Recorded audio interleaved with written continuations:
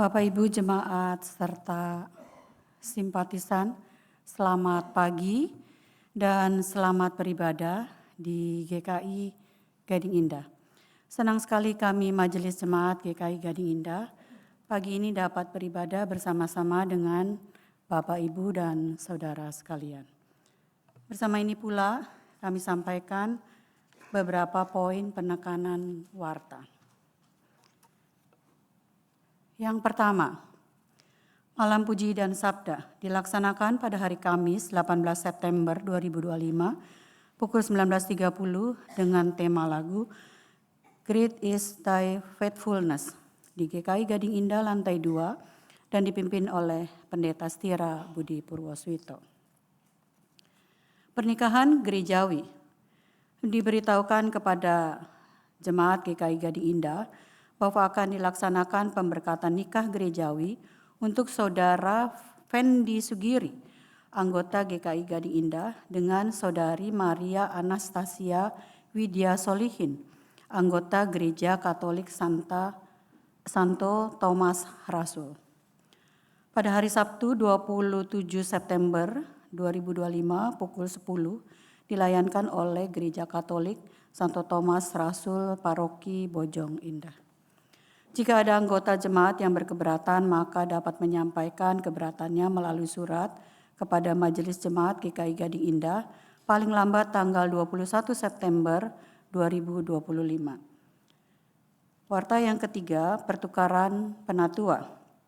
Hari ini, Minggu 14 September 2025, kita kedatangan penatua dari GKI Kayu Putih. Penatua Betty Bunawan, Penatua Alina Susi Sembiring, Penatua Linda Salamun. Sedangkan penatua dari GKI Gading Indah yang melayani di GKI Buaran adalah Penatua Karel Cugito dan Penatua Herian Suteja. Warta yang keempat, berita kelahiran. Telah lahir di tengah kita Jagat Pradipta Dipta Jonathan, anak pertama dari pasangan Bapak Kevin Jonathan dan Ibu Irene Nafiri pada 10 September 2025. Kita doakan agar Jagat dapat tumbuh menjadi anak yang baik di hadapan Tuhan. Warta yang berikutnya, bulan keluarga. Bapak Ibu Saudara sekalian, ada beberapa kegiatan atau acara bulan keluarga di bulan September ini. Mari kita saksikan video yang menceritakan keluarga yang saling peduli dan mensupport saat ada anggota keluarga yang mengalami kesulitan atau musibah.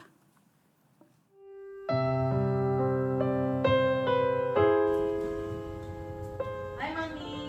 Hai Mi. Ayo oke Mi. Ini capek ya? Sini aku pijitin deh. Minum dulu Mi. Kenapa Mi? Biasanya kalau mereka Mami kayak gini lagi ada masalah nih. Mami mau cerita ke kami?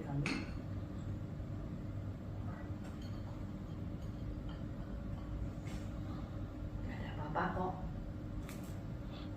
Yuk kita udah jam makan malam. Yuk kita makan yuk. Yuk, tapi papi mana ya? Papi kayaknya masih di kamar dan ntar juga turun. Yuk kita makan aja yuk. Yuk.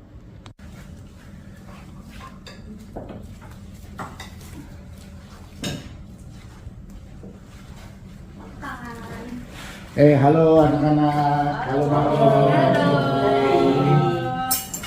Sudah siap nih makanannya? Sudah dong. Lapar. Silahkan makan. Yuk kita berdoa. Mari yang berdoa ya. Iya. Allah Bapa kami yang ada di surga, kami sungguh bersyukur untuk kesempatan kami boleh makan bersama pada malam hari ini. Di dalam nama Tuhan kami Yesus Kristus, kami berdoa dan ucap syukur. Amin. Amin. Makan. Boleh.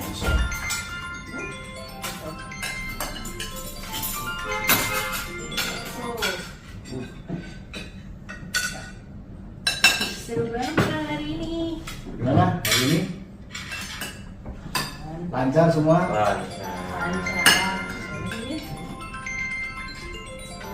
Aku pamit ya sebentar untuk angkat telepon ya, ini dari panitia bulan keluarga mengenai acara talk show ya. Bentar ya. Oke. Dimakan. Ya berdiam mah. Udah, Mi. Dari tadi mami kelihatan biasa. Kenapa nih? Ya, nggak ada apa-apa kok. Ih, jangan gitu dong, Mi. Kan mami papi selalu ajarin kita kalau kita tuh harus saling sharing, biar siapa tahu bisa kita bantu kalau ada masalah. Iya loh Mi, kalau mami sedih kita juga sedih loh Mi. Ya udah, kalau mami nggak mau ngomong, nggak apa-apa. Tambah panas saja di suasana Indonesia. Aku mau tidur dulu ya. Udah ngantuk banget. Mi, nanti dulu dong, bukannya kita biasa ada doa bareng. Ntar dulu. Dulu Mi. Udah nih.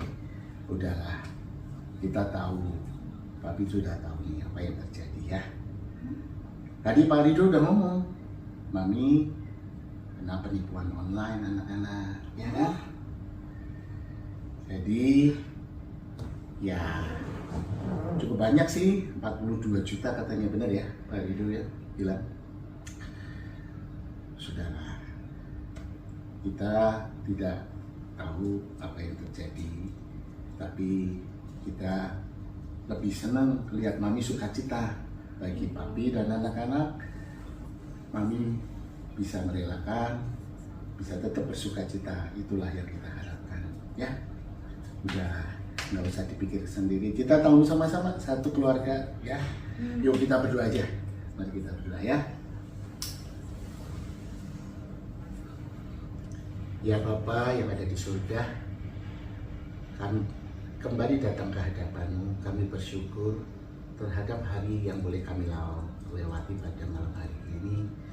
Boleh kami mengalami mana Mami mendapatkan satu musibah di mana terjadi penipuan dan salah transfer secara online.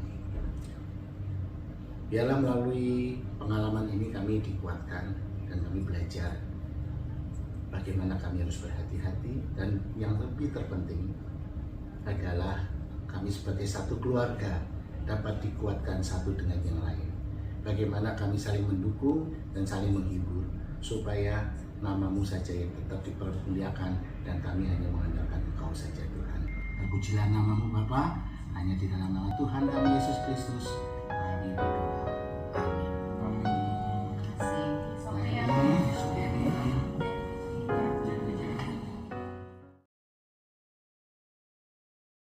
Demikianlah pokok warta hari ini, kebaktian hari ini dengan tema Tidak Hina Tetapi Berharga. Akan dipimpin oleh Pendeta Stira Budi Purwosuito. Jemaat dipersilakan untuk bersatu sejenak sebelum ibadah dimulai.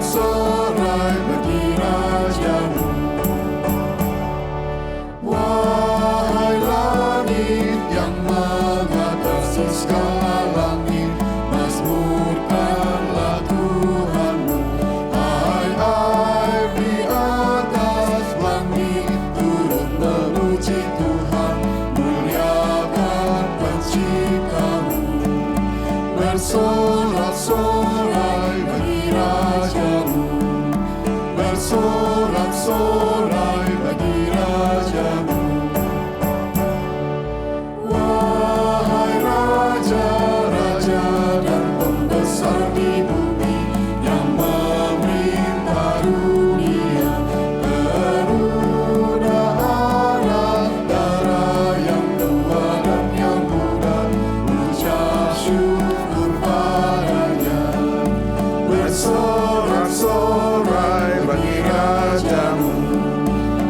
bersorak-sorai bagi Rajamu.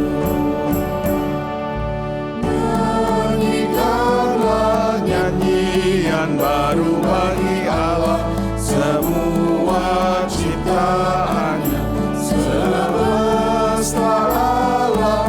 Pujilah Dia yang di sorga, nyanyikan haleluya.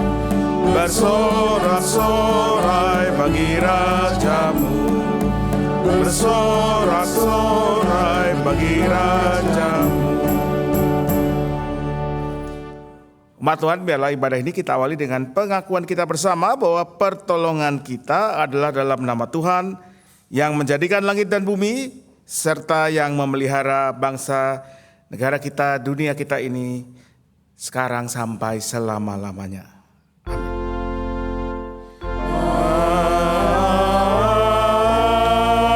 Amin.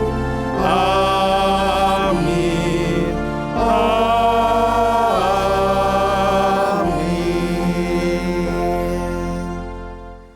Salam sejahtera bagi saudara yang datang dalam nama Tuhan, Tuhan besertamu.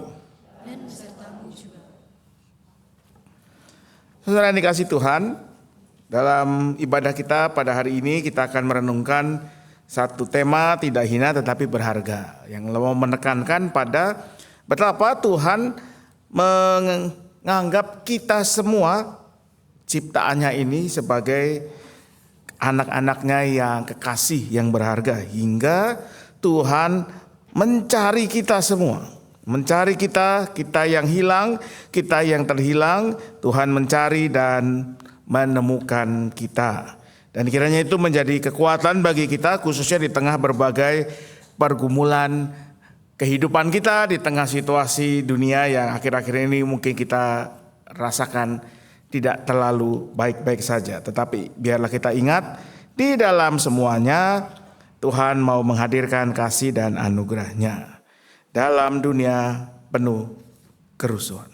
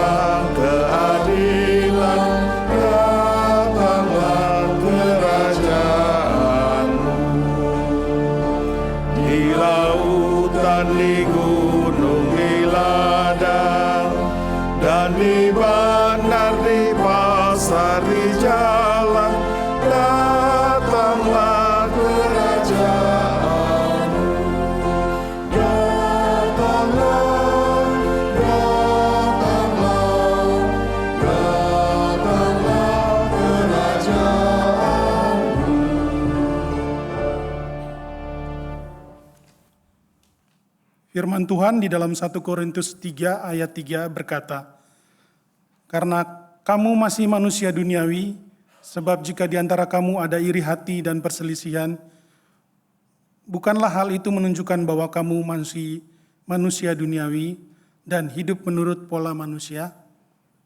Marilah dalam segala kerendahan hati kita mengaku dosa dan memohon pengampunan dari Tuhan. Karena kegagalan kita menjadi ranting yang tidak berbuah dan tidak tinggal di dalamnya. Mari melakukan pengakuan dosa secara pribadi."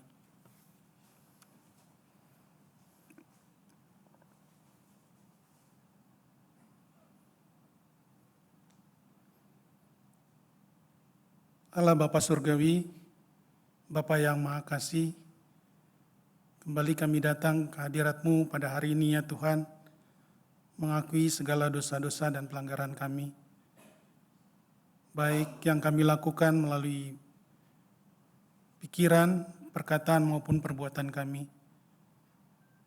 Tuhan, kami juga seringkali merasa lebih benar daripada orang lain, merasa lebih berharga, dan merasa lebih baik daripada orang lain. Ampunilah kami ya Tuhan. Bapa, kami juga seringkali menyembunyikan dosa-dosa kami di antara sesama kami, bahkan di hadapan Engkau ya Bapa. Saat ini kami mohon belas kasihan Tuhan untuk Tuhan mengampuni segala kesalahan dan dosa-dosa kami. Dan biarlah ya Tuhan kami boleh semakin hidup berkenan kepada Engkau. Di dalam nama Tuhan Yesus Kristus kami berdoa. Amin.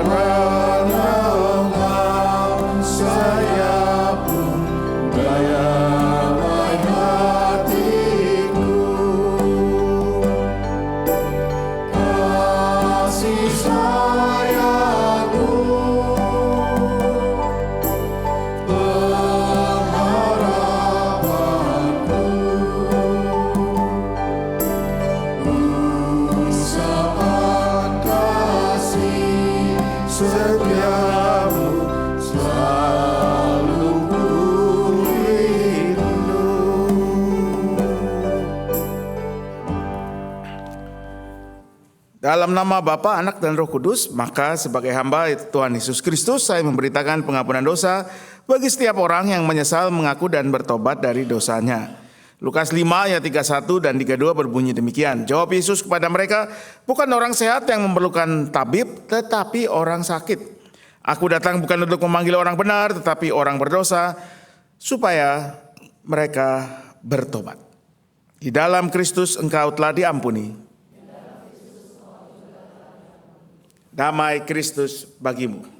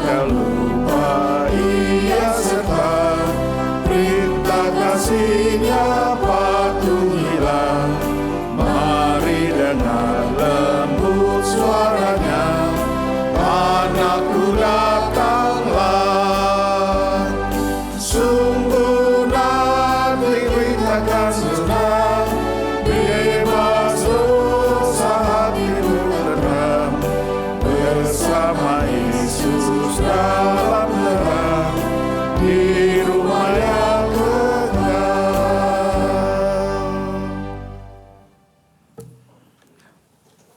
Mari kita berdoa. Saudara Bapa Surgawi, Engkaulah yang memanggil kami untuk senantiasa berjalan di jalan-Mu untuk mengikut Yesus Kristus. Dan karena itu kembali kami akan datang ke hadapan firman-Mu. Kami mau mencari tuntunan firman Tuhan.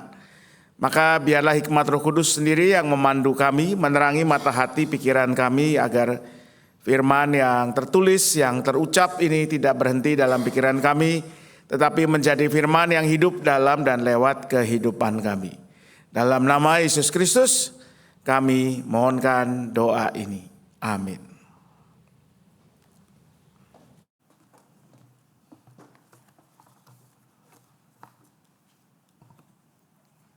Bacaan pertama.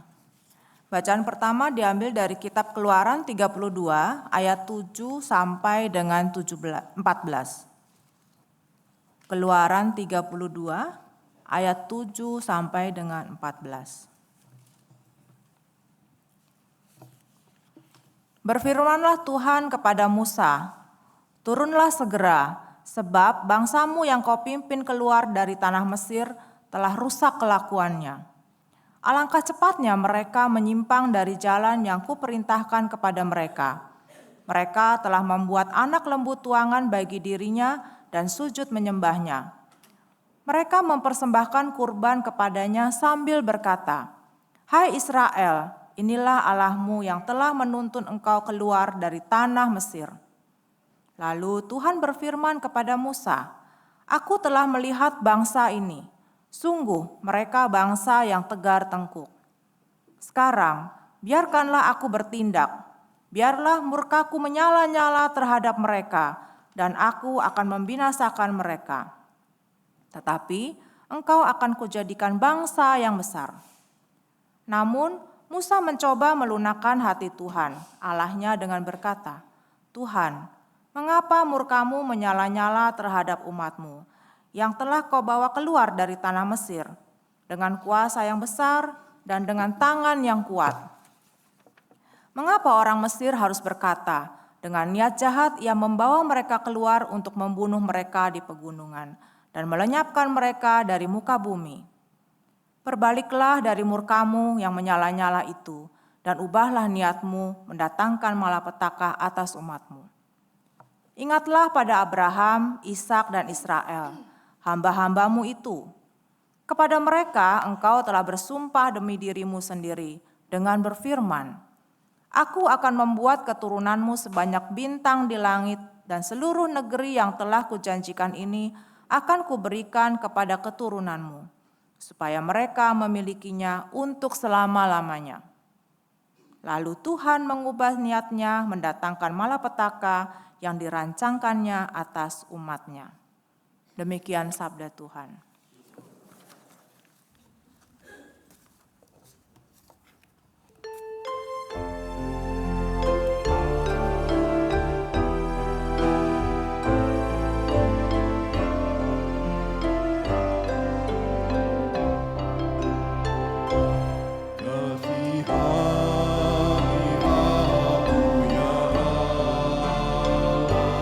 Menurut kasih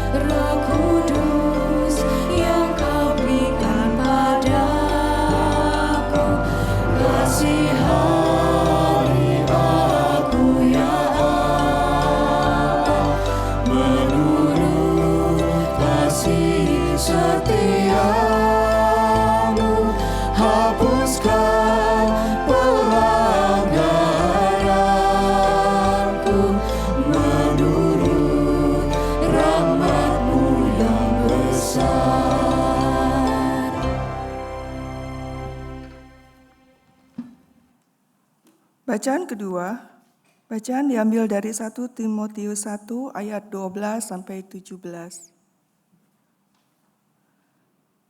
1 Timotius 1 ayat 12 sampai 17. Aku bersyukur kepada Dia yang menguatkan aku, yaitu Yesus Kristus Tuhan kita, karena Ia menganggap aku setia dan mempercayakan pelayanan ini kepada aku. Sekalipun aku tadinya seorang penghujat, penganiaya, dan orang yang ganas, namun aku telah dikasihaninya, karena semuanya itu telah kulakukan tanpa pengetahuan, di luar iman. Malah anugerah Tuhan kita itu telah dikaruniakan dengan limpahnya kepadaku, dengan iman dan kasih dalam Kristus Yesus. Perkataan ini benar dan patut diterima sepenuhnya. Kristus Yesus datang ke dunia untuk menyelamatkan orang berdosa. Dan di antara mereka, akulah yang paling berdosa. Namun, justru karena itu aku dikasihani, agar dalam diriku ini, sebagai orang yang paling berdosa, Yesus Kristus menunjukkan seluruh kesabarannya. Dengan demikian, aku menjadi contoh bagi mereka yang kemudian percaya kepadanya dan mendapat hidup yang kekal. Hormat dan kemuliaan sampai selama-lamanya bagi Raja segala zaman, Allah yang kekal, yang tidak tampak, dan yang esa. Amin. Demikianlah sabda Tuhan. Hari ini kita akan membaca dan merenungkan apa yang disaksikan dalam Injil Tuhan kita Yesus Kristus berdasarkan kesaksian Injil Lukas, Lukas pasal 15, Lukas 15 ayat 1 sampai ayat ke-10. Lukas 15 ayat 1 sampai 10. Saya akan bacakan demikian. Para pemungut cukai dan orang-orang berdosa semuanya datang kepada Yesus untuk mendengarkan Dia. Bersungut-sungutlah orang-orang Farisi dan ahli-ahli Taurat. Katanya, orang ini menerima orang-orang berdosa dan makan bersama mereka. Lalu ia menyampaikan perumpamaan ini kepada mereka. Siapakah di antara kamu yang mempunyai 100 ekor domba, dan jikalau ia kehilangan seekor di antaranya, tidak meninggalkan yang 99 ekor di padang gurun dan pergi mencari yang hilang itu sampai ia menemukannya.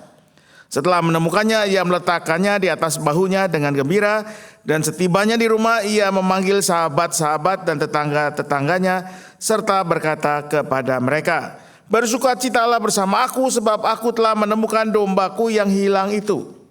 Aku berkata kepadamu, demikian juga akan ada sukacita di sorga karena satu orang berdosa yang bertobat lebih dari sukacita karena 99 orang benar yang tidak memerlukan pertobatan. Atau perempuan manakah yang punya 10 dirham dan jika ia kehilangan 1 dirham tidak menyalakan pelita dan menyapu rumah serta mencarinya dengan cermat sampai ia menemukannya.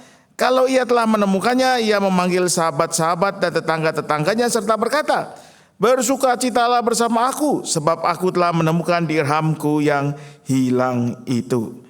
Aku berkata kepadamu, demikian juga akan ada sukacita pada malaikat-malaikat Allah karena satu orang berdosa yang bertobat. Demikianlah Injil Tuhan kita Yesus Kristus. Bagilah mereka yang mendengarkan firman Allah dan yang memeliharanya dalam hidupnya. Haleluya. Haleluya. Haleluya. Haleluya.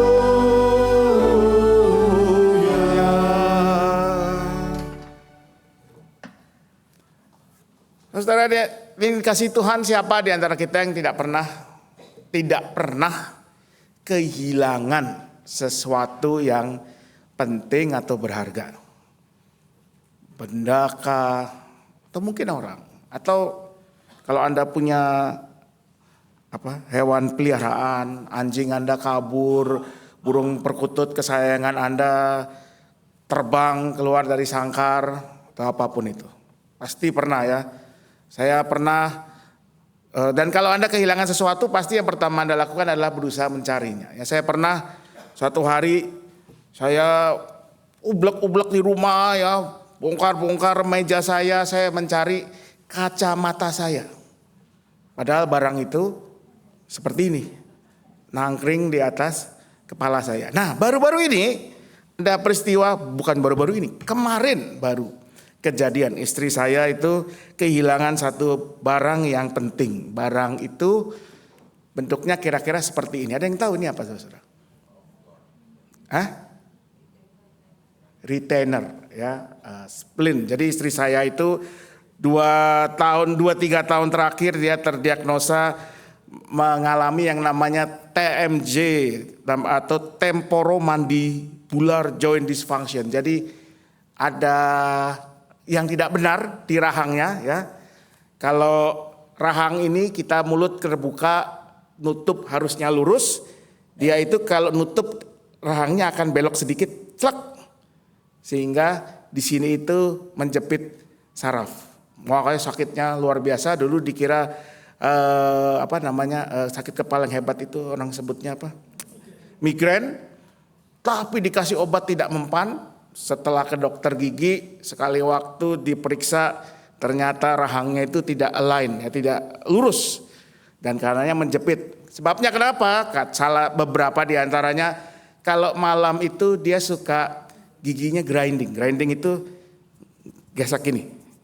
Jadi kalau tetangga Anda di sebelah Anda kalau di tempat tidur, kalau malam suara ada nggak yang begitu? Krik krik krik krik yang sampai telinga kita sakit dengarnya. Ya, itu grinding. Dia bukan cuma grinding tapi juga clenching. Clenching itu kalau jari telapak tangan Anda tekan gini, ini namanya clenching. Jadi giginya itu tanpa dia sadari rahangnya itu mencekram erat. Untung bukan pas lagi nyium saya ya. Celaka nanti bibir saya bisa doer ya. mencengkeram erat sehingga menekan giginya. Dan ini yang lama-lama membuat rahangnya itu misaligned, meleset dan menjepit. Ya. Kenapa bisa begitu? Katanya itu bawah sadar. Mungkin dia stres mikirin suaminya yang justru ngorok seenak-enaknya di sebelahnya. Nah, salah satu, jadi ini gak ada obatnya saudara-saudara, cuman bisa diterapi. Salah satu terapinya adalah menggunakan barang ini, ya, retainer, splint. Nah, terakhir itu satu splint yang dia pakai itu bentuknya kecil, cuman untuk 4 gigi di depan. Jadi dia nahan, fungsinya itu menahan supaya giginya tidak clenching ini, menekan gitu. Kemarin dia itu panik, ya, dia bongkar bantal, dia balikin, kasur dia angkat-angkat, dia geser-geser. Kenapa? Karena menurut istri saya, malam itu dia tidur pasang splint yang kecil. Tapi pagi-pagi waktu dia bangun, tidak ada. Saya bilang, mungkin tengah malam lo ke kamar mandi, buka, taruh di wastafel. Ya. Karena sering juga dia mau makan, dia buka, taruh di atas tisu. Dulu pernah tanpa sengaja terbuang oleh mbak yang beresin meja makan misalnya. Ya. Jadi dia nggak pernah taruh lagi di meja makan. Mungkin kamu taruh di wastafel kali. Enggak, tidak ada. Dia ngotot, dia tidak bangun dan tidak membuka splint itu. Coba cari di ranjang, mungkin copot dari mulut kamu. Enggak ada. Ya nanti mungkin akan cari lagi. Tapi terus saya bilang gini, ya udah, gini aja. Coba nanti kalau kamu BAB, jangan disiram dulu. Kamu orek-orek dulu. Kali ketelen ya. Siapa tahu. Yang hasil saya dicemberutin saudara ya. Ya nanti mungkin kita akan bongkar kamar lagi untuk mencari barang kecil ini. Dan itu luar biasa susah saudara. Ukurannya cuman coba Anda bayangin 4 gigi di depan Anda. Ganjal, ada ganjalnya, warnanya bening. Transparan, gimana nyarinya? Ya nggak tahu lah, nanti kita akan coba. Nah, hari ini bacaan kita Lukas 15. Sebetulnya Lukas 15 1 sampai 32 itu adalah satu kesatuan, ya, yang semua bicara tentang sesuatu yang hilang. Ada domba yang hilang, ada dirham yang hilang, 2 ini kita baca hari ini. Ada yang sangat terkenal tentang anak yang hilang.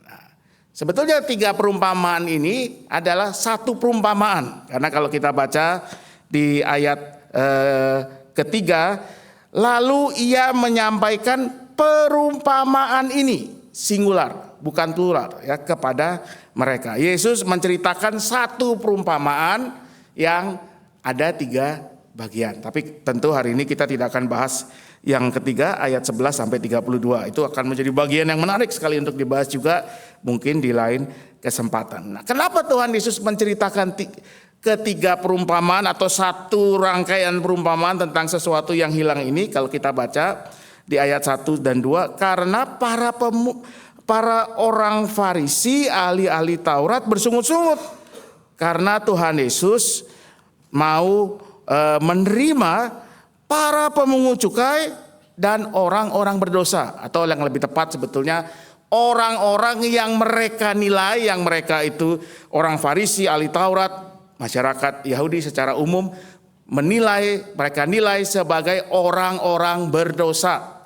Entah karena kondisi kehidupannya, keadaannya, mata pencariannya, mereka anggap mereka orang berdosa, dan karena itu mestinya, paling tidak saya menduga, di mata orang Farisi dan ahli Taurat tidak diterima oleh orang seperti Yesus. Kenapa? Karena Yesus itu adalah seorang rabi, guru, pengajar. Mirip dengan orang Farisi. Dan barangkali saya menduga, kenapa mereka bersungut-sungut? Karena mereka merasa ketika Yesus menerima orang-orang berdosa, maka Yesus sebetulnya juga sedang mempermalukan diri mereka sendiri. Orang-orang Farisi, ahli Taurat, sebagai orang-orang yang merasa Yesus itu bagaimanapun bagian dari mereka. Dan kita ini tidak layak bercampur, bergaul dengan orang-orang berdosa. Nah, karena itu Yesus menceritakan perumpamaan yang terdiri dari 3 bagian ini. Dan kalau Anda perhatikan ada progresinya ya. Yang pertama itu domba 100 hilang 1%. Yang kedua uang 10 dirham hilang 1, 10%. Yang ketiga anak 2 hilang 1, 50%. Jadi ini satu perumpamaan yang sangat kaya dan menarik. Dan yang menarik juga, kita fokus ke yang 2 yang pertama. Biasanya kalau kita membaca perumpamaan ini, perumpamaan tentang domba yang hilang dan dirham yang hilang ini, maka umumnya kita akan berpikir ini soal pertobatan. Karena di ayat 7 dan 10 ada kesimpulan, demikianlah ada sukacita yang besar karena satu orang berdosa yang bertobat. Wah, ini tentang orang yang bertobat. Kalau ada seseorang yang bertobat, maka surga akan bersukacita, para malaikat bersukacita, Tuhan bersukacita. Karena itu yang kita beri penekanan ya. Ayo tobat dan seterusnya. Nah, sekalipun itu hal yang baik, saya tidak mengatakan itu hal yang jelek, tapi kalau kita mau membaca kedua bagian dari perumpamaan tentang yang hilang ini secara lebih hati-hati, maka barangkali kita akan menemukan sudut pandang yang berbeda. Apa itu saudara? Kalau bicara tentang pertobatan, maka point of view-nya, sudut pandangnya itu mestinya dari si orang yang bertobat itu. Pertobatan. Orang yang bertobat itu kan kata kerja aktif. Kalau saya bersalah, saya bertobat, saya aktif yang bertobat. Tapi 2 cerita yang pertama ini unik. Yang satu itu yang hilang domba, yang kedua yang hilang itu keping mata uang dirham atau drachma, mata uang Yunani ini sebetulnya. Ya. Yang kalau dipikir-pikir, domba, mana ada sih domba yang bertobat? Ya, domba itu selalu digambarkan sebagai hewan yang blow on. Makanya dia sering hilang. Dan kalau dia udah hilang, nggak bakal pulang sendiri. Kalau Anda punya anjing, keluar dari rumah, kabur, ada kemungkinan dia kembali ke rumah Anda. Tapi yang namanya domba, paling tidak itu yang saya baca, kalau dia hilang ya udah hilang. Nggak mungkin dia kembali pulang. Yang kedua apalagi koin. Nggak mungkin koin itu bertobat dan kembali sendiri. Kalau Anda punya satu jar itu apa ya? Apa sih kalau jar itu? Toples ya. Anda masukin duit cepean masih ada nggak? Masih ya. Kita ini duit koin udah nggak terlalu dianggap bernilai sih ya di negara ini ya. Masukin 100-an gitu ya, 100 biji. Lalu sekali waktu Anda hitung, wah ternyata cuma ada 99, yang satu hilang. Tapi 3 hari kemudian dihitung lagi genap 100. Emangnya itu duit 100 bisa gelinding sendiri masuk ke toplesnya lagi? Nggak mungkin, pasti ada orang yang masukin. Tidak ada. Jadi kalau 2 perumpamaan ini kita mau telusuri, jangan-jangan sudut pandangnya bukan dari seseorang yang bertobat. Tapi apa?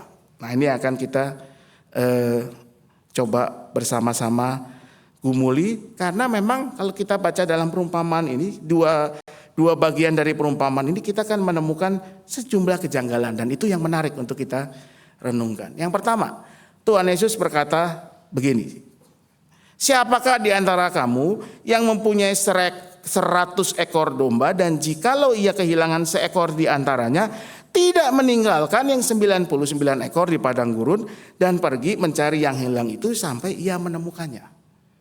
Nah, selama ini kita menganggap, wah iya itu betul begitu, itu gembala yang baik.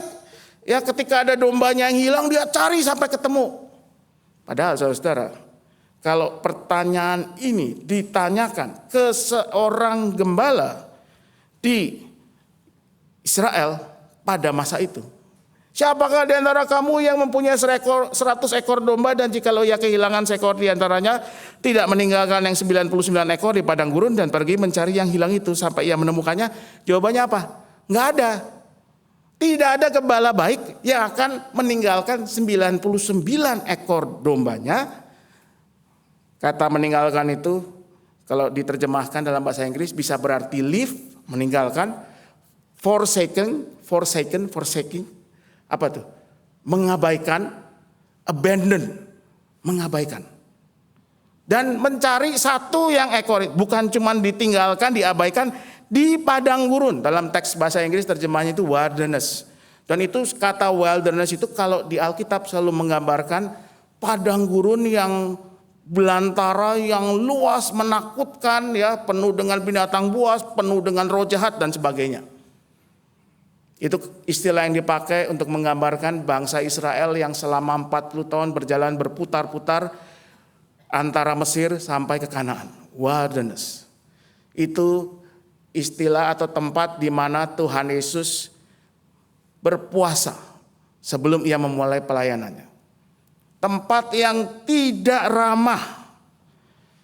Jadi tidak ada gembala yang baik yang akan meninggalkan 99 ekor dombanya, mengabaikan mereka di wilderness dalam rangka mencari satu yang hilang.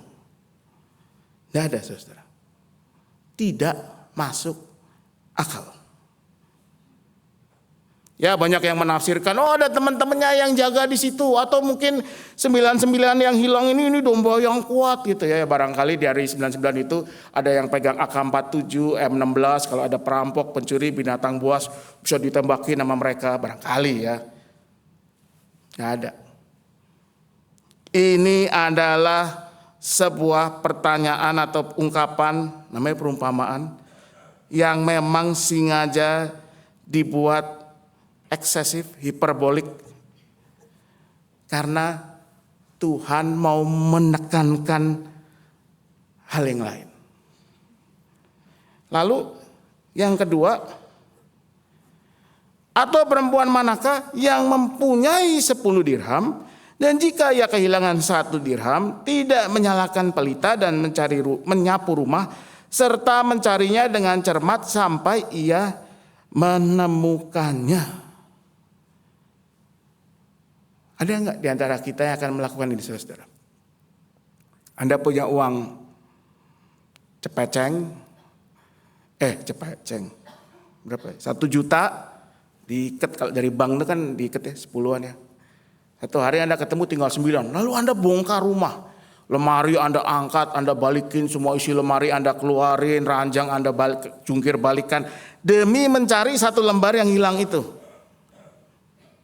Saya yakin sebagian besar dari kita akan mengatakan enggak, tidak akan kita lakukan. Mungkin kita abaikan saja. Toh kita masih punya yang 9. Bukankah itu hanya akan buang-buang waktu, tenaga, bahkan biaya untuk membongkar, mencari yang hilang itu. Anggap ajalah itu istilahnya, ini kalau Pak Steve pasti lebih jago. Apa Pak? Calculated loss atau cut loss kalau gini tuh? Cut loss, anggap aja cut loss lah. Daripada habiskan 1 hari, 1 malam buat mencari, kalau ketemu dan setelah itu harus merapikan lagi, udah anggap aja hilang. Jadi 2 bagian awal perumpamaan ini memang sengaja diceritakan dengan cerita yang ya menurut saya nggak masuk akal. Paling tidak wajar untuk zaman itu, untuk masa itu. Karena Tuhan itu mau mengatakan satu hal. Apa yang Tuhan mau katakan? Bahwa ini bukan tentang manusia yang bertobat. pertama-tama, tapi tentang Allah yang berinisiatif mencari sampai dapat. Allah lah yang berinisiatif mencari mereka yang terhilang, bahkan mungkin melampaui apa yang kita anggap wajar atau logis. Yang kedua, nah ini bagian yang mungkin sering tadi ya, membuat kita mengarahkan, oh ini tadi soal pertobatan.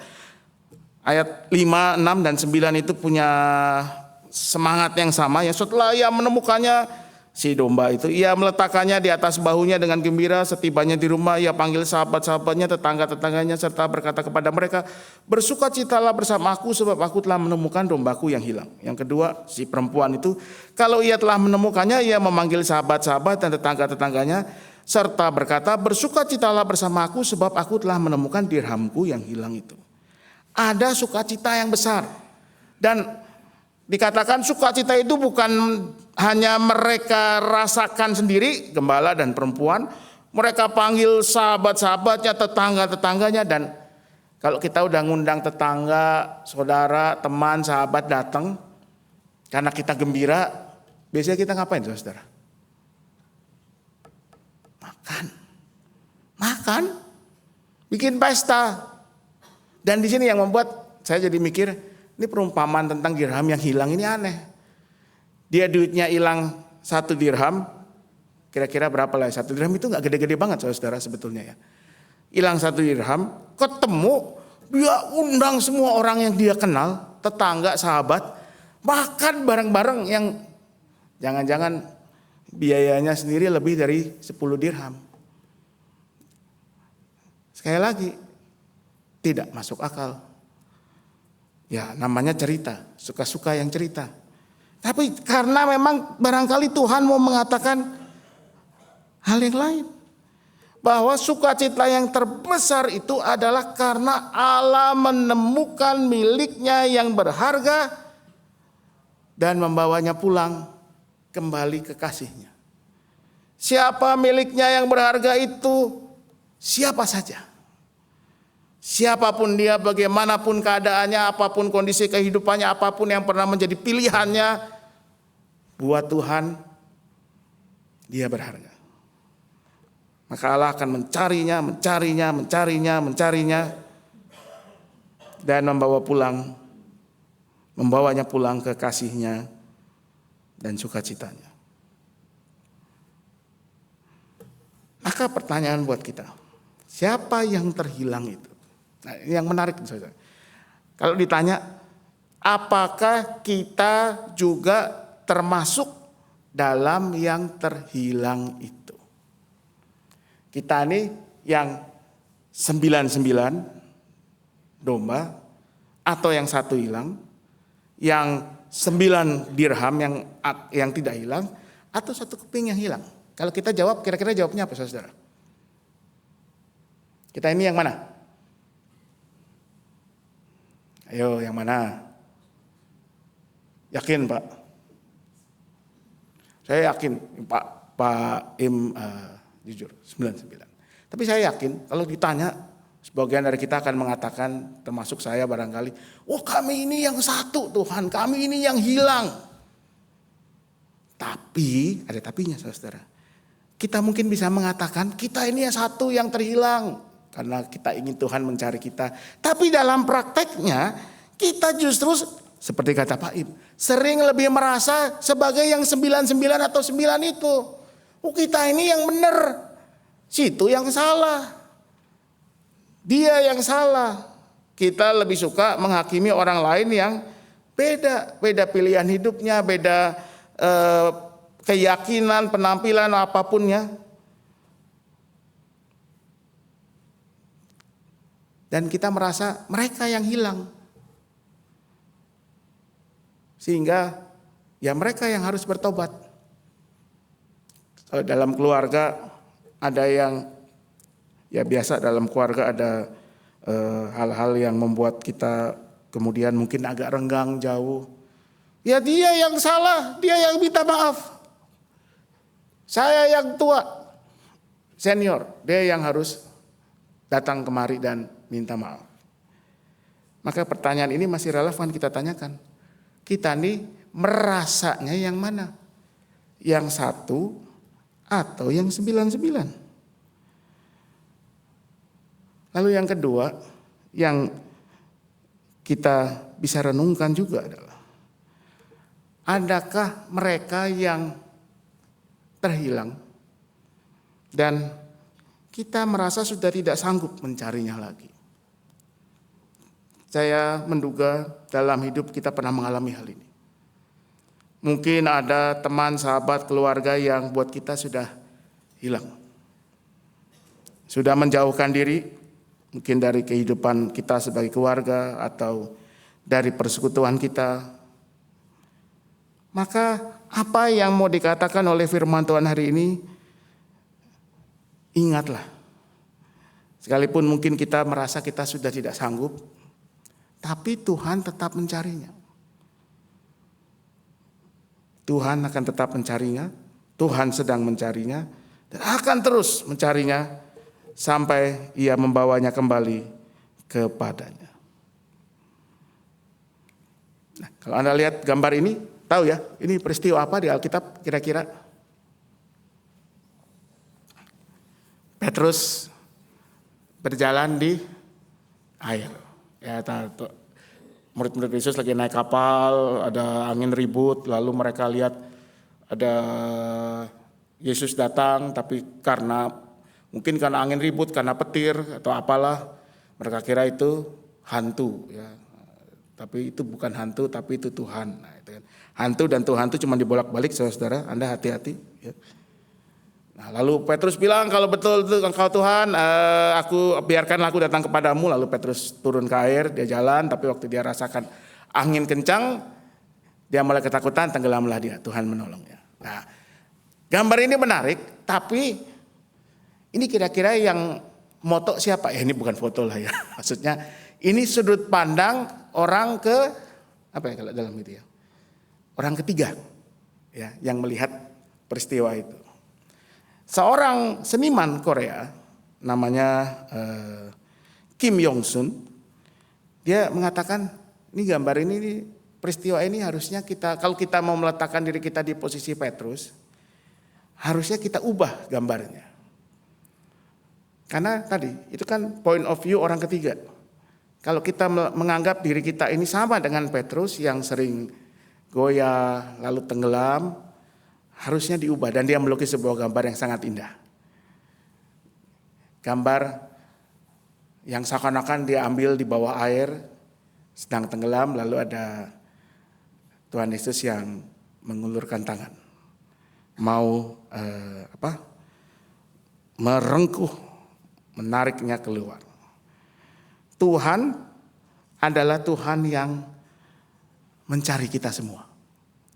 God who seeks. Mencari kita. Karena kita ini miliknya yang dikasihinya. Karena kita adalah anak-anak yang dikasihinya. Dia akan mencari kita. Sampai Ia menemukan kita dan mengembalikan kita dalam kasih-Nya. Kiranya Tuhan menguatkan kita selalu. Amin.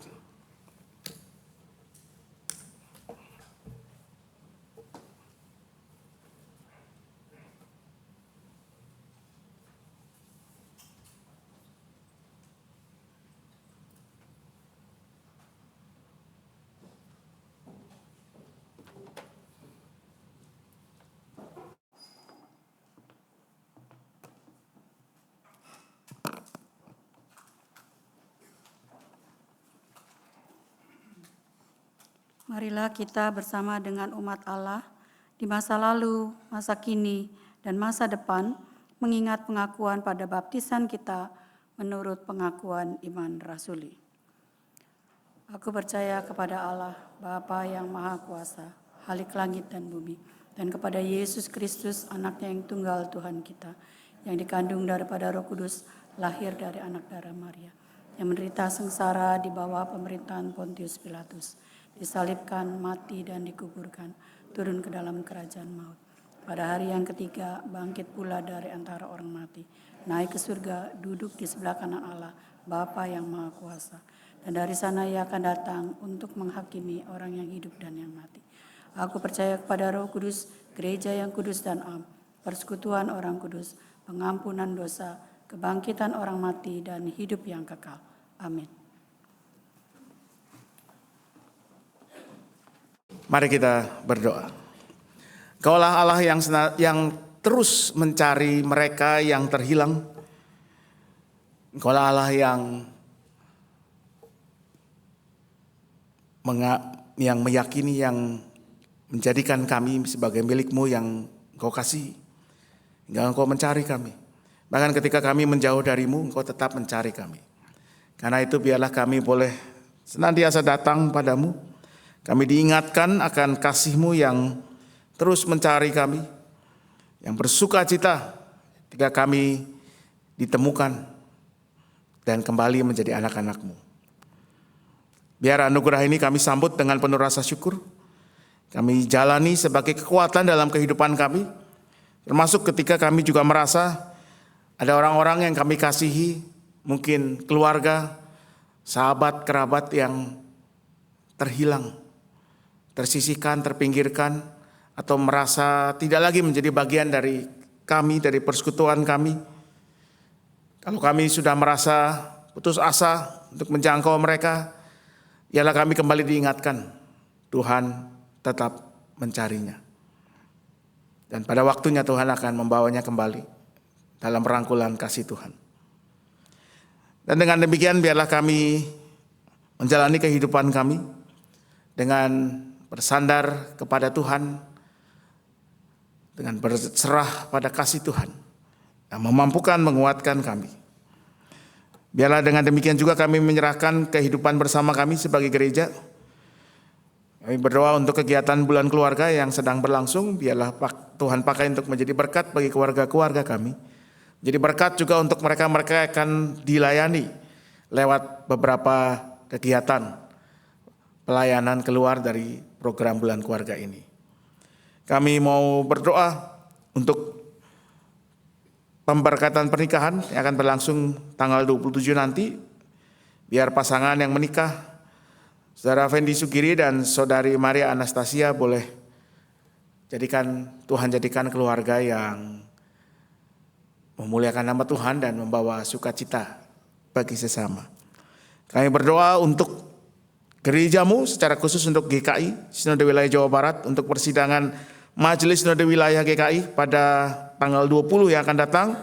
Biarlah boleh menjadi kesempatan gerejamu untuk bersama-sama belajar dan mengambil keputusan yang penting bagi hidup bergereja, bahkan berbangsa dan bernegara.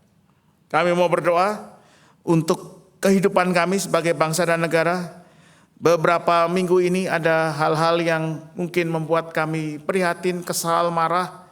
Tapi biarlah itu tidak membuat kami berhenti mengerjakan apa yang baik untuk hidup bersama di bumi Indonesia ini.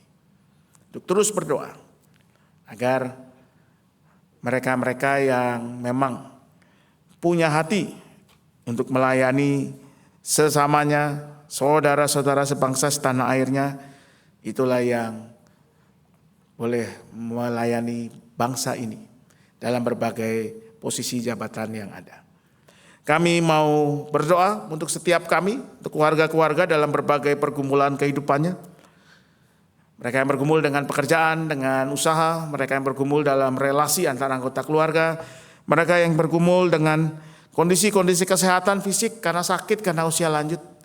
Dalam semuanya ya Tuhan, biarlah tidak ada yang merasa terhilang. Kalaupun ada yang merasa terhilang, Tuhan yang akan menjangkau mereka, merengkuh mereka. Tuhan pakai banyak orang termasuk kami juga untuk menghadirkan kasih Tuhan yang mencari dan menjangkau mereka. Inilah doa kami. Kami serahkan hidup kami serahkan gereja kami, bangsa negara kami, keluarga kami. Semuanya hanya dalam satu nama, Yesus Kristus, Tuhan dan Juru Selamat kami yang hidup. Amin.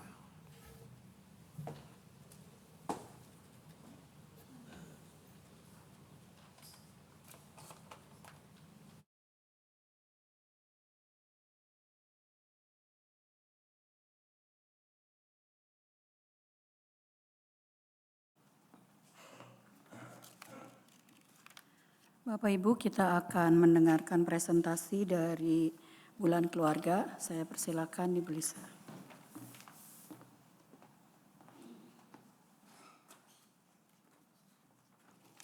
Selamat pagi Ibu Bapak yang dikasihi Tuhan. Bulan ini kita merayakan Bulan Keluarga GKI Gading Indah dengan tema keluarga yang bersatu dan bersukacita. Kita diajak bertumbuh dalam kebersatuan dan sukacita lewat kebiasaan sederhana. Gadget Free Day untuk hadir bagi keluarga. Salam hangat untuk menumbuhkan kasih dan sharing cerita untuk saling menguatkan. Kebiasaan kecil tapi berdampak besar bagi keluarga. Selain kebiasaan sehari-hari, ada juga rangkaian kegiatan khusus Bulan Keluarga yang bisa kita ikuti bersama. Untuk 15 September hari Senin besok, akan ada kunjungan ke rumah singgah Kasih Ampera. Untuk tanggal 20 September hari Sabtu, akan ada seminar awas penipuan online di GKI Gading Indah pukul 15 atau 3 siang. Dunia kita hari ini dipenuhi dengan penipuan digital, telepon, WhatsApp, hingga transaksi atau investasi online. Mari ikut seminar ini supaya keluarga kita makin waspada dan terlindungi. Untuk 27 September, Sabtu 2 minggu yang akan datang, akan ada talk show kesehatan mental. Untuk sepanjang bulannya, pelayanan keluarga di kebaktian minggu dan lomba foto booth yang bisa diikutin, bisa foto di bawah ya Bu, udah ada Bapak Ibu ada foto boothnya, udah disiapkan oleh panitia. Sedangkan untuk 28 September di hari Minggu, kebaktian intergenerasi, kafe keluarga, dan drama Empok Donat. 4 Oktober akan ada pengobatan gratis di Panti Werda. Untuk 16 sampai 17 Januari 2026 kita akan ada camp GKI Gading Indah di Villa Bukit Pinus. Mari dukung dan ikut serta agar keluarga kita bertumbuh, bersatu, melayani dan berbagi sukacita di tengah dunia yang penuh tantangan. Tuhan memberkati. Terima kasih.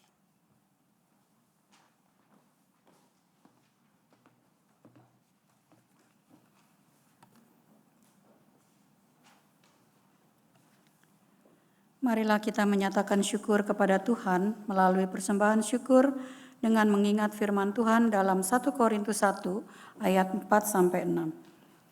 Aku senantiasa mengucap syukur kepada Allahku karena kamu atas anugerah Allah yang diberikannya kepada kamu dalam Kristus Yesus.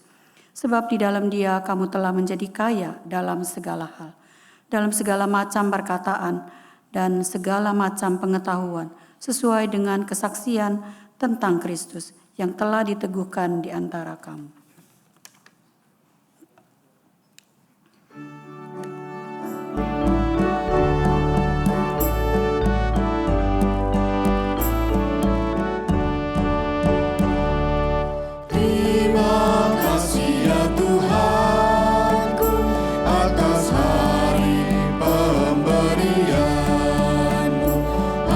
Baru limpah rahmat dan dipenuhi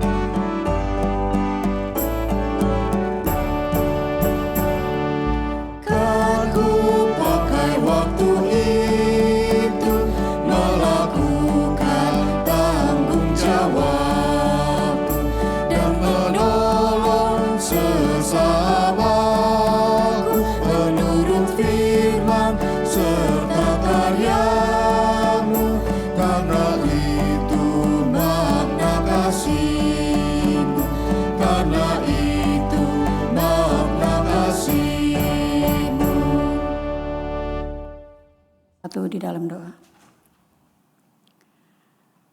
Bapa di surga, kembali kami datang kepadamu. Terima kasih ya Tuhan untuk kesempatan kami boleh beribadah dan mendengar kebenaran firman-Mu. Terima kasih ya Tuhan atas kasih dan anugerah-Mu yang selalu kami terima setiap hari. Terima kasih atas berkat-berkat-Mu. Ya Bapa, saat ini kami datang membawa persembahan sebagai ucapan syukur kami. Berkatilah ya Tuhan persembahan ini. Di dalam nama Tuhan Yesus Kristus, sumber berkat dalam hidup kami berdoa dan mengucap syukur. Amin.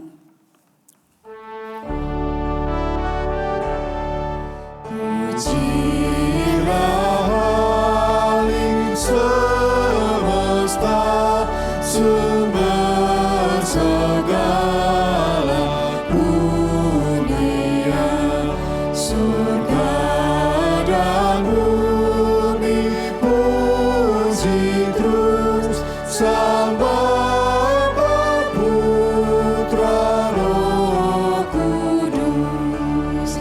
Amin.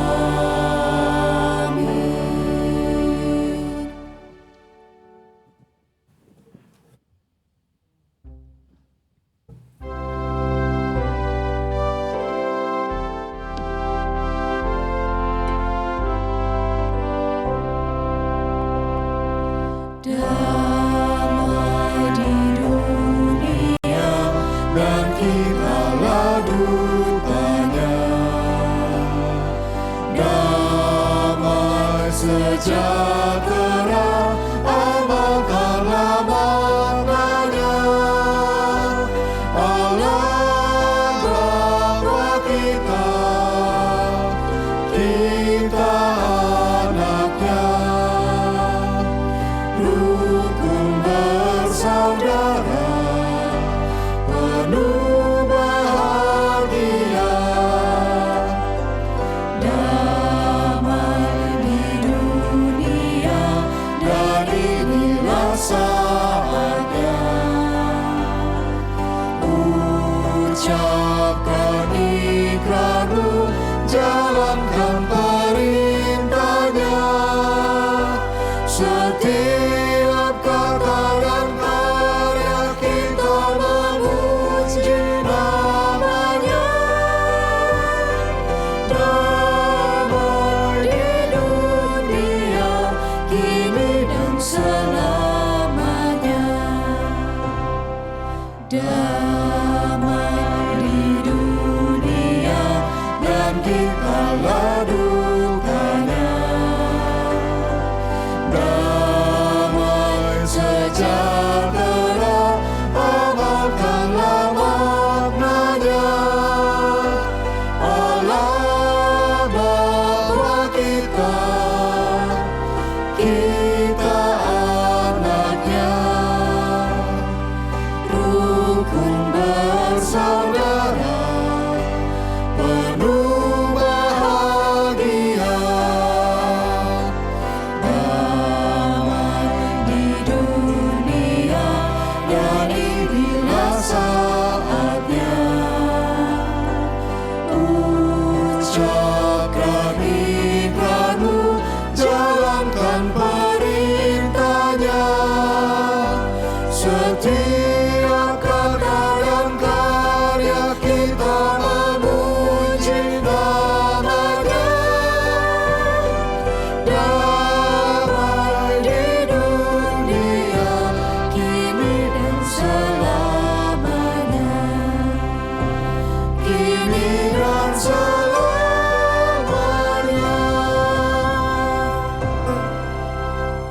Arahkan hatimu kepada Tuhan.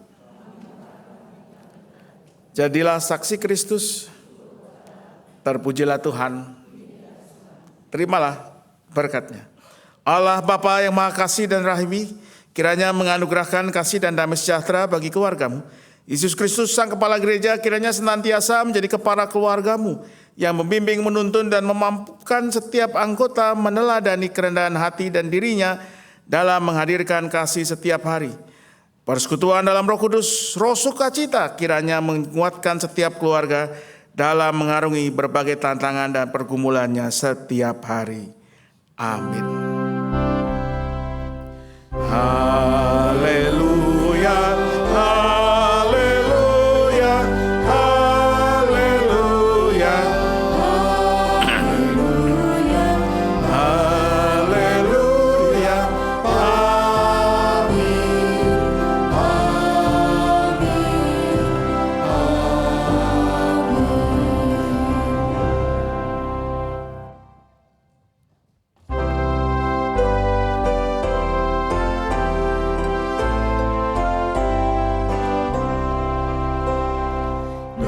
Damai di dunia dan tinggallah dukanya.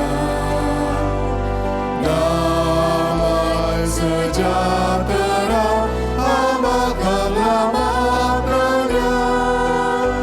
Allah Bapa kita, kita anaknya, rukun bersaudara, penuh bahagia. Damai di dunia dan inilah saatnya. Ucapkan ikrarmu, jalankan perintahnya. Setiap kata dan karya kita memuji namanya. Damai di dunia kini dan selamanya. Kini